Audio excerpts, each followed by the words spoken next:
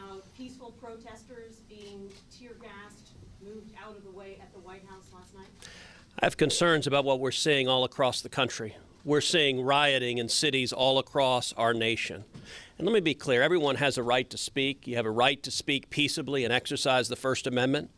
What you don't have a right to do is engage in violence. What you don't have a right to do is loot stores. What you don't have a right to do is shatter store windows. What you don't have a right to do is light police cars on fire.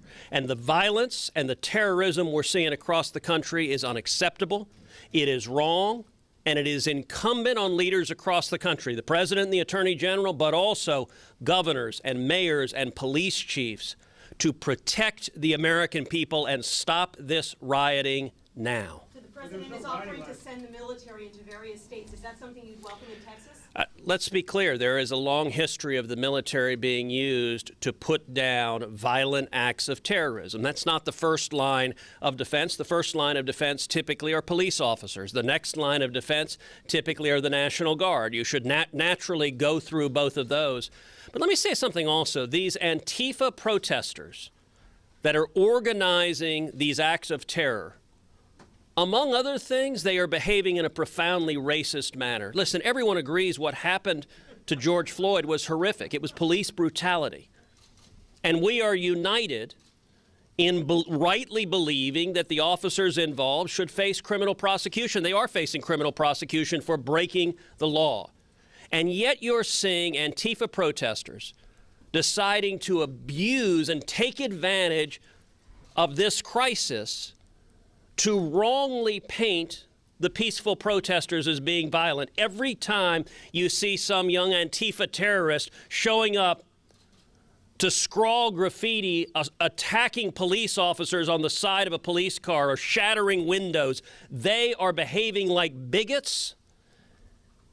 And we ought to stand united and strong in protecting the safety of American citizens, protecting the safety of police officers, protecting the safety of Americans of every race, African American, Hispanic, white, across the board. We need to be protecting our homes, we need to be protecting our family, and we need to be protecting our small businesses. And I got to say, these Democratic politicians that are treating this as an excuse for partisan politics is really unfortunate. A lot of these authoritarians on the local level were quick to send in the police to arrest a dad for playing softball with his 6-year-old daughter, or to try to shut down a church that was daring to worship.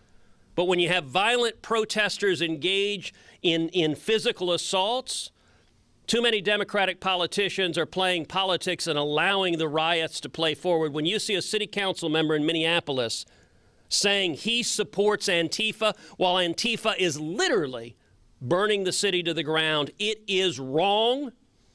And I am glad the president yesterday led by going to St. John's Church, an historic church in our capital city that was firebombed by terrorists. And it was important for the president to be there and say, we will not be cowed by terrorists. We will stand up. If you, all of us have a First Amendment right to speak, but you don't have a right to burn a church.